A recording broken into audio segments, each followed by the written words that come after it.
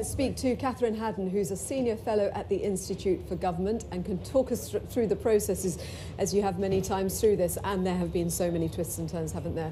So we were hearing from Norman that the government may table a series of indicative votes in order to actually take control of that process of voting, rather than it being something that's effectively controlled by MPs. Just explain what the machinations are and why does it matter whether the government tables it or MPs table it, because don't they just get to vote on the same thing either way? It's all really about the process of how it happens. So at the moment we have this amendment that's due to be voted on tonight, which would mean Parliament taking control of the order paper on Wednesday to have some kind of process for these indicative votes. But really it is all about the process, because the order in which people vote for things, how they're worded, what kind of options are there, that could have a huge effect on the way people vote, because MPs will be looking as much to try and avoid their least favourite options as looking for not only what their favoured options are, but also where they're willing to compromise. And that's the key here, because we've had so many votes now on Brexit, but what we've not had is any means for MPs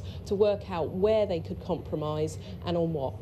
Could we end up with a situation where the government tables indicative votes and the MPs put their series of indicative votes forward as well? It's entirely possible, but the key is with all of this, whether or not the MPs can come to any kind of solution, whether it's on, two series of indicative votes or, whether they end up with one load of them. Because if they can't come to one solution that gives a clear indication to the government and is something that is practical as well, because it has to be within the bounds of what we can do at the moment in terms of the extension that we've got with the EU and in terms of the deal and what you might be able to negotiate. So MPs might need many more votes on this. We don't know at this stage how it's going to play out. So say, for instance, MPs got behind the idea of a customs union.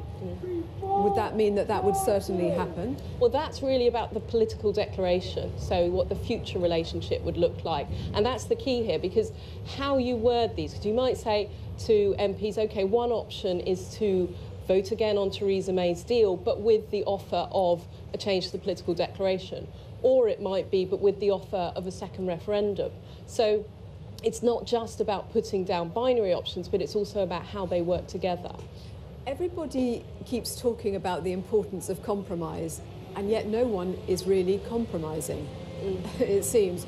Do you expect this to be the week in which the deadlock is broken? This could be the week in which we see some of the options ruled out. We already had a vote on no-deal exit, but now with the deadline being the 12th of April, that really is still in play. And unless the government actually puts through the legislation, gets the agreement with the EU to stop it, MP's motion doesn't change the reality on the ground. So we might start to see some of those options finally sort of removed off the table, so that MPs can really focus on what is possible rather than just what they would like in ideal circumstances. Catherine Haddon from the Institute for Government, thank you very much.